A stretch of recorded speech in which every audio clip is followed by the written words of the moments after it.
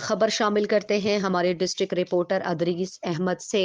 Gujarat press club में दरसे कुरान के हवाले से सेमिनार का इनेकाद हुआ, जिसमें गुजरात प्रेस क्लब की काबीना और मेंबरान ने भरपूर शिरकत की। गुजरात प्रेस क्लब के सदर बिशारत लोधी और जनरल सेक्रेटरी राजा रियाज रासिक की खुसूसी दावत पर जनाब सैयद शौकत वसीम ने सेमिनार में खुसूसी शिरकत की। उन्होंने दरसे कुरान पाक पर गुफ्तगू करते हुए कहा कि अल्लाह के अहकामात के मुताबिक जिंदगी गुजारने और उन पर अमल करने के लिए ज़रूरी है कि कुरान पाक को समझकर पढ़ा जाए।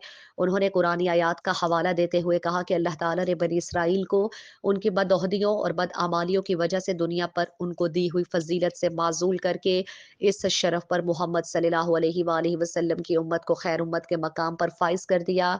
अब हमको अपने बेहतरीन उम्मत होने की जिम्मेदारी को समझना और उस पर अमल पैरा होना चाहिए।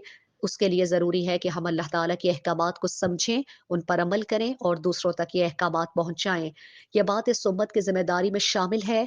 इन अहकामात को समझने और उन पर अमल करने के लिए किताबुल्लाह की तिलावत लाज़मी है, वगरना क़यामत के रोज़ अल्लाह के रसूल सल्लल्लाहु अलैहि वसल्लम अल्लाह के सामने कहेंगे, ऐ मेरे रब, मेरी कौम ने इस कुरान को छोड़ रखा था।